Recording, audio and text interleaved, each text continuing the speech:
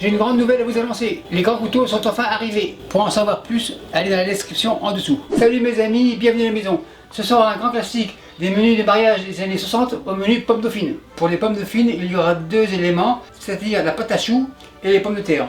Pour la pâte à choux, très simple, c'est mathématique. Beurre 100 g, l'eau 2 fois le poids 200 g, donc 200 ml. Donc on ajoute 100 et 200, ça fait 300. On divise par 2, ça fait 150 g de farine.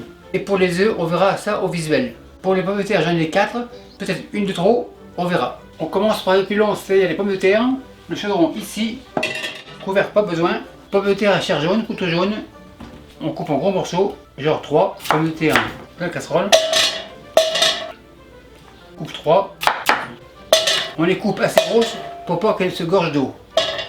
Celle-ci est grosse et le milieu comme ça. Quatrième. Impeccable, couteau à la plonge, la planche à la plonge, le chaudron sur le fourneau, on mouille à hauteur, on commence par 1 litre, c'est pas assez, un demi, super nickel, sel 15 g, feu à fond. Et quand ça bout, on aura pour 20 minutes. Départ à eau froide, ça commence à bouillir, maintenant 20 minutes. Bien sûr, la cuisson commence à l'eau froide pour que la chaleur rentre progressivement dans la pomme de terre sans la gorger d'eau. Après 20 minutes, ça devrait être prêt. Feu éteint, araignée, on sort les pommes de terre, on les égoutte. Impeccable. Araignée à la plonge. Et on va les faire refroidir pour retirer la vapeur, pour éviter l'humidité. Les pommes de terre refroidissent, on passe à la pâte à choux. Chaudron ici, l'eau, 200 g, c'est-à-dire 200 ml. Beurre 100 g, feu à fond. Et on va laisser fondre le beurre et faire bouillir l'eau. Mon beurre est salé, les pommes de terre sont salées, donc pas de sel. Le beurre commence à fondre, avec la maryse, on le casse, ça ira plus vite. On mélange et on laisse bouillir.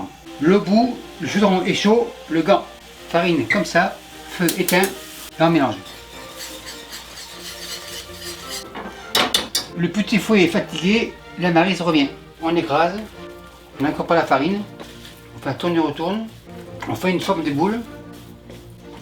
La boule est faite, le chaudron ici, on change d'équipe, protection comme ça, chaudron bleu ici, couvert pas besoin, on va cuire, la pâte ici, le chaudron à la plonge et on fait refroidir la boule.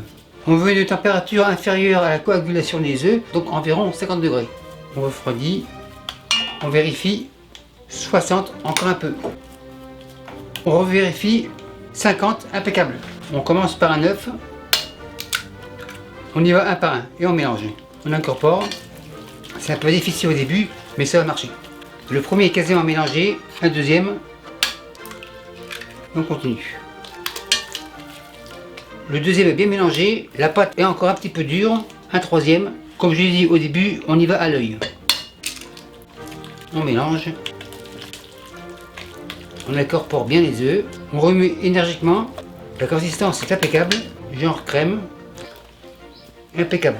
On réserve et on passe à la purée. Petit chaudron ici, couvert pas besoin, moulin à légumes ici, pommes de terre refroidies comme ça, et on tourne. On égalise,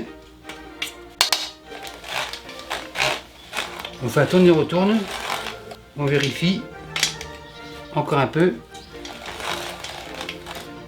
On secoue, on règle dessous, ça devrait être suffisant. Donc pour le poids, c'est environ moitié-moitié, ça veut dire 1 pour 1. La purée comme ça, le chaudron à la plonge, le chaudron revient et on mélange. Voilà l'importance d'avoir des pommes de terre bien sèches, sans humidité, et d'avoir fait partir toute leur vapeur, premièrement pour la chaleur et aussi pour l'humidité.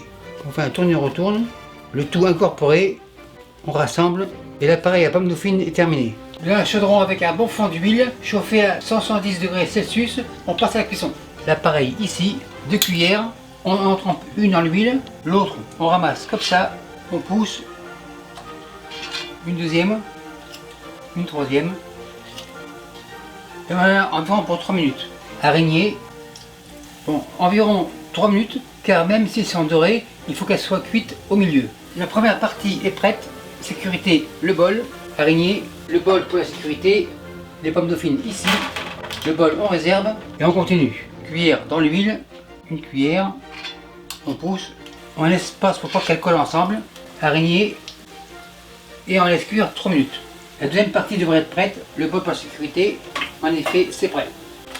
Bol réserve. En fait, on peut aussi mettre de la noix de muscade à l'intérieur, mais la table 55 n'aime pas, donc chez nous, pas de muscade. Pas trop à la fois pour pas faire refroidir l'huile. Pour cette vidéo, je vais arrêter ici. Araignée, on fait un tourne et retourne. Et on a pour 3 minutes. La troisième batch devrait terminer. On égoutte, on transfère. Et voilà, tout est prêt. Maintenant, on dresse. Ça devrait être suffisant. Bien sûr, les petits couteaux orange, je veux goûter. Il regarde de l'intérieur, super nickel.